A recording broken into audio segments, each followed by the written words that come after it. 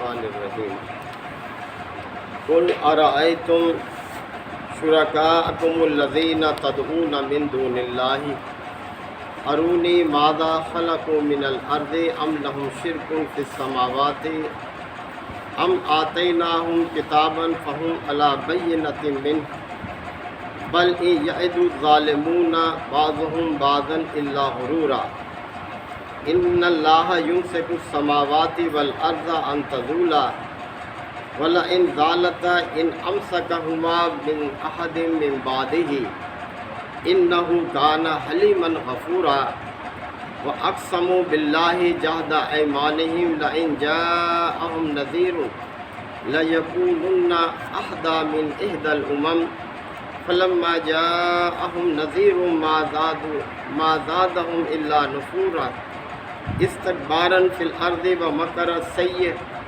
ولا یحیق المکر السیئ الا باہلہ فہل ینظرون الا سنۃ الاولین فلن تجد لسنۃ اللہ تبدیلا ولن تجد لسنۃ اللہ تحویلا صدق اللہ مولانا العظیم۔ سورہ فاطر کی یہ 5ویں رکوع کی آیات ہے۔ توحید اس کائنات کی سب سے بڑی حقیقت اور سچائی ہے، اور اس کے مقابلے میں شرک اس کائنات کا سب سے بڑا جھوٹ اور بہتان ہے۔ مکی دور کی آیات ہیں جبکہ مکہ کے لوگ شرک میں ڈوبے ہوئے تھے، طرح طرح کے معبود اختیار کیے ہوئے تھے، تو یہ ساری آیات مشرکین کے حوالے سے ہی فرمایا جا رہا ہے۔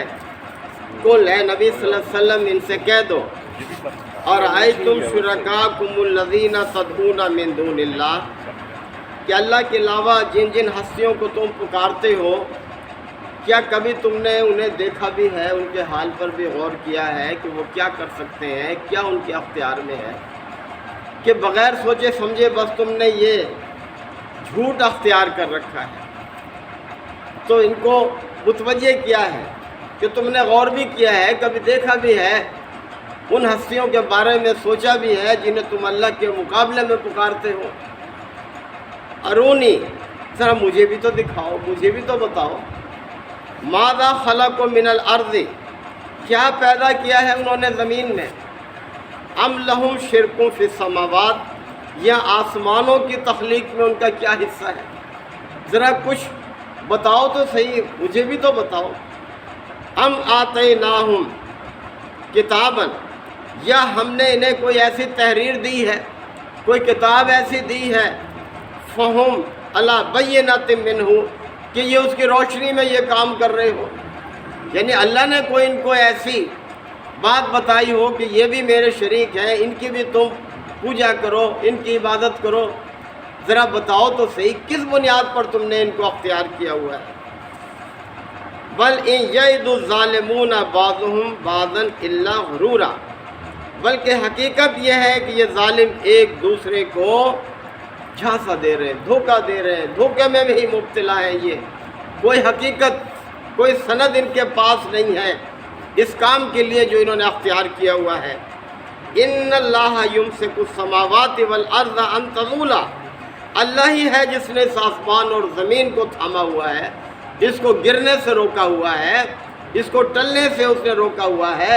کون ہے جس نے یہ نظام کائنات قائم کر رکھا ہے، اس کو چلا رہا ہے، اس کو گرنے سے روکا ہوا ہے، بتاؤ۔ وَلَئِن زَالَتَ، اور اگر یہ ٹل جائے، یہ نظام کائنات گر پڑے، ان امسکہما من احد من بعدہ، تو اس کے بعد کوئی نہیں جو اس کو تھام سکے، یعنی یہ سب اللہ ہی کی طرف سے ہے، اسی نے یہ سارا سورج کا، چاند کا، ہواؤں کا، بارش کا، یہ سارا نظام اس نے قائم کیا ہوا ہے۔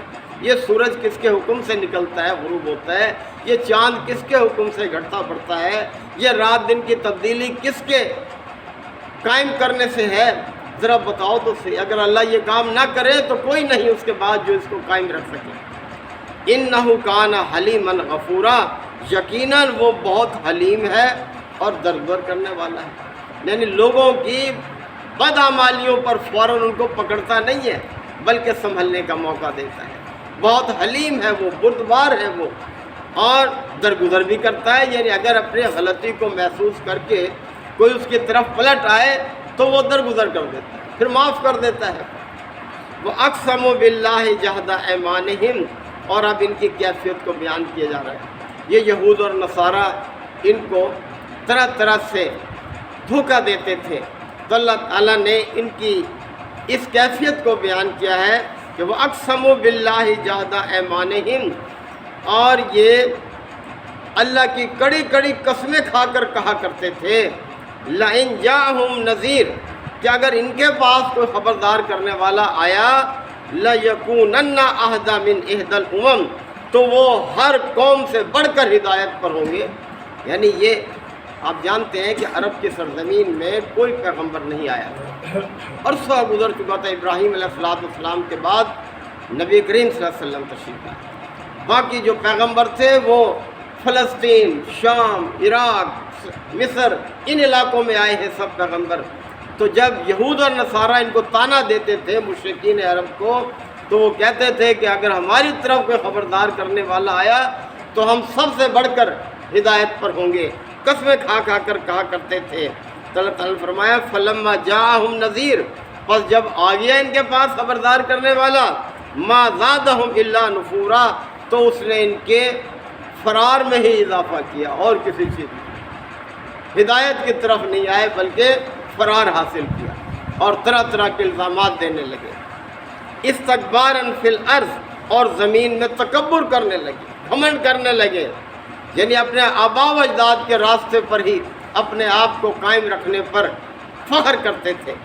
وہ مکر السیئ، اور بری بری چالیں چلنے لگے، یعنی نیچا دکھانے کے لیے ہمارے پیغمبر کو، اس ہدایت کو نیچا دکھانے کے لیے طرح طرح کی چالیں چلنے لگے۔ ولا یحیق المکر السیئ الا باہلہ، اور بری چالیں جو ہیں کس کو نقصان پہنچائیں گی؟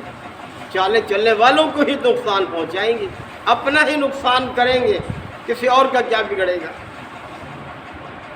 فَهَلْ يَنظُرُونَ إِلَّا سُنَّةَ الْأَوَّلِينَ، تو کیا اب یہ اس بات کے منتظر ہے کہ جیسا پہلے منکرین حق کے ساتھ سلوک ہوا ویسا ان کے ساتھ ہو؟ کیا یہ نتیجہ دیکھنا چاہتے ہیں یہ کہ جو انجام قوم نوح کا ہوا، قوم عاد کا ہوا، قوم سمود کا ہوا، قوم لوط کا ہوا، کیا یہ بھی اسی طرح کے انجام کو دیکھنا چاہتے ہیں؟ فَلَن تَجِدَ لِسُنَّةِ اللَّهِ تَبْدِيلًا، پس تم اللہ کی سنت میں کوئی تبدیلی نہیں پاؤ گے۔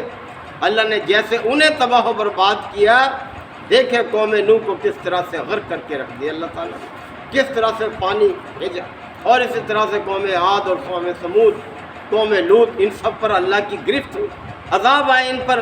تو کیا فلن تجد لسنت اللہ تبدیلا، تم اللہ کی سنت میں کوئی تبدیلی نہیں پاؤ گے۔ اگر اللہ کا عذاب تم پر نہیں آ رہا تو وہ تمہیں مہلت دے رہا ہے، اس مہلت سے فائدہ اٹھاؤ۔ ولن تجد لسنت اللہ تحویلا، اور تم کسی کو اللہ کے طریقے میں تبدیلی کرنے والا بھی نہیں پاؤ گے، کوئی اللہ کے طریقے کو بدل دے، کسی میں یہ جرت نہیں ہے۔ اولم یسیروا فی الارض، کیا یہ زمین میں چلے پھرے نہیں؟ فینظروا، تو انہیں دکھائی دیتا، یہ دیکھتے، کیف کان عاقبۃ الذین من قبلہم، کہ ان سے پہلے لوگوں کا کیا انجام ہوا۔ ذرا چلے پھریں دیکھیں، یعنی جب طائف کی طرف جاتے تھے مکہ سے باہر، تو راستے میں وہ پہاڑ موجود تھے جن پر قوم سمود نے انہیں کاٹ کاٹ کر مکان بنائے تھے، جن میں اب کیا ہے آج بھی قائم ہے، وہ اب بھی موجود ہیں۔ ان کو دیکھ کر آدمی سبق حاصل کرتا ہے کہ دیکھو کہاں گئے یہ لوگ جنہوں نے یہ کیا، یعنی اللہ تعالیٰ نے توجہ دلائی ہے۔ اولم یسیروا فی الارض، کیا یہ زمین میں چلے پھرے نہیں؟ فینظروا کیف کان عاقبۃ الذین من قبلہم، تو انہیں دکھائی دیتا کہ ان سے پہلے لوگوں کا کیا انجام ہوا۔ وَكَانُوا أَشَدَّ مِنْهُمْ قُوَّةً، جبکہ وہ ان سے زیادہ قوت میں تھے، زیادہ طاقتور لوگ تھے وہ ان سے۔ وَمَا كَانَ اللَّهُ لِيُعْجِزَهُ مِنْ شَيْءٍ فِي السَّمَاوَاتِ وَالْأَرْضِ، اور نہ ہی وہ آسمانوں اور زمین میں اللہ کو عاجز کرنے والے ہوئے، یعنی اللہ ہی غالب تھا، اللہ ہی زبردست ہوا، اور وہ کچھ بھی اپنا بچاؤ نہ کر سکے۔ انہ کان علیما قدیرا، یقیناً اللہ تعالیٰ صاحب علم بھی ہے، صاحب قدرت بھی ہے، یعنی سب کچھ جانتا ہے، بڑی قدرت کا مالک ہے۔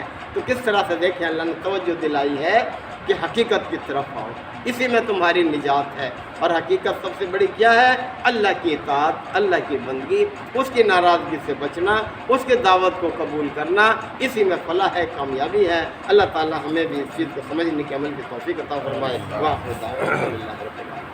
الحمد للہ وکفا وسلام علی عبادہ الذین اصطفیٰ۔ ربنا آتنا فی الدنیا حسنہ وفی الآخرۃ حسنہ وقنا عذاب النار وادخلنا الجنۃ مع الابرار یا عزیز یا غفار یا رب العالمین۔ اللہم انک عفو کریم تحب العفو فاعف عنا۔ اللہم من احییتہ منا فاحیہ علی الاسلام ومن توفیتہ منا فتوفہ علی الایمان یا شافی الامراض اشف مرضانا ومرضى المسلمین یا قاضی الحاجات اقض حاجاتنا وحاجات المسلمین۔ اللہم انصر الاسلام والمسلمین۔ ربنا تقبل منا انک انت السمیع العلیم وتب علینا انک انت التواب الرحیم۔ صلی اللہ تعالی علی خیر خلقہ محمد وآلہ وصحبہ اجمعین۔